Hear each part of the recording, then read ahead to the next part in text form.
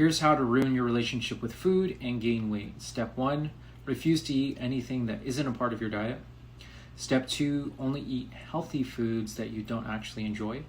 Step 3, after you've done this for a few days or weeks, then binge eat the next time you go out with your friends.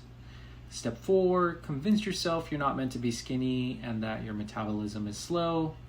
Step 5, start again Monday. That step is really key.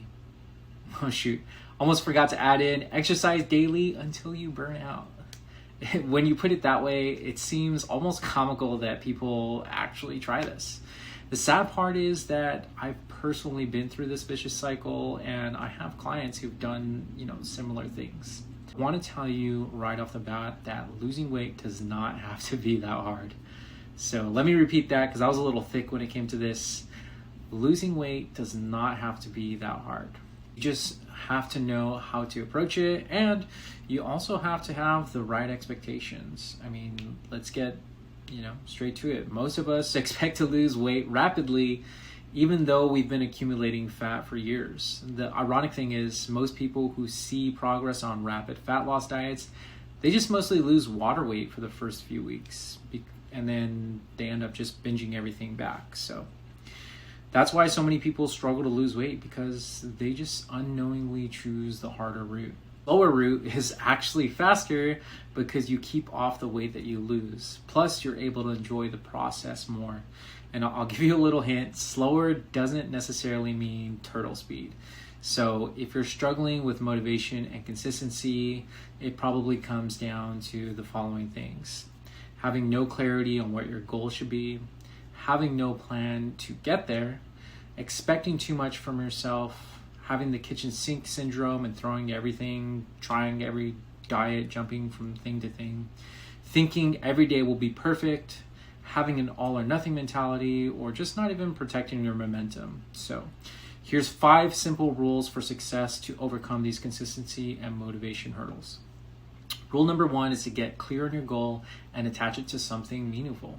Having a goal and a realistic plan to get there is crucial. This makes it feel like you're not on an endless hamster wheel of weight loss. The clarity behind this is unbelievably freeing. Now remember, if you do this right, you only have to do this once. So if it seems like it will take, it's going to take a long time, then remember that once you're done, you are done for good. It's also important to have some sort of meaning behind the goal, because, when things get tough, that's what's going to keep you going and what you're going to rely on. Rule number 2 is keeping the momentum going. So having a plan B and plan C for when things go wrong. And you want the plan B and plan C to actually be realistic for you. So some examples of this could be, if you overeat one day, what's the plan? Well, you could eat less the next day, or you could increase your step count by X amount to compensate the next few days. You could also trade one of your higher calorie days for a lower calorie day. You also want to think about, what happens if you can't make it to the gym on one of your planned days, because that's definitely going to happen. Rule number 3 is having accountability. We all try to rely on ourselves too much during this process amongst everything else going on in our lives. We try to keep ourselves disciplined. We try to troubleshoot when things go wrong, wondering what should I be doing, what should I not be doing. It's honestly really hard to self-diagnose because you're so emotionally invested in yourself. You also lack the clarity and expertise that a third party can provide for you. And also, without accountability, there's no pain in staying stagnant and not reaching your goals. Versus if you have some sort of accountability like check-ins, your lack of progress gets noticed pretty quickly, especially if you're working with someone like me. With third-party accountability, the pain of doing nothing or making poor decisions becomes much greater. Rule number 4 is going to be track your streak. There's nothing more motivating than looking back and seeing all the progress that you've made towards your goals. You can track your streaks on pen and paper, or something like a calendar that you can just hang on the wall. You just want it to be a visual reminder so that you can see all the progress that you've made towards your goal. And you want to make sure that it's not just you tracking your weight. That's a whole other topic on itself, but You want to, you can keep track of the days that you hit your steps, the days you hit your calorie goals, or whatever habits you're working on. It could even be tracking days you made better food decisions, even if you weren't tracking calories, because things like that are huge wins in the long run. Rule number 5 is fill your own cup first. You know what? Very rarely do we do things just for ourselves. Sometimes we have to fill our own cups first so we can take care of those around us.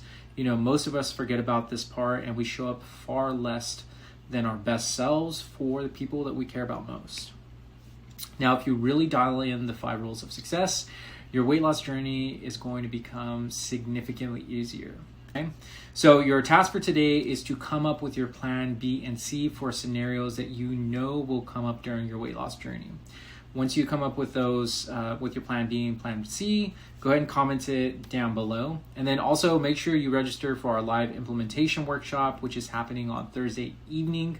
This is where we're going to be taking all the principles and putting them into that 6-week action plan. The link is going to be in the description for this video. All right, see you tomorrow.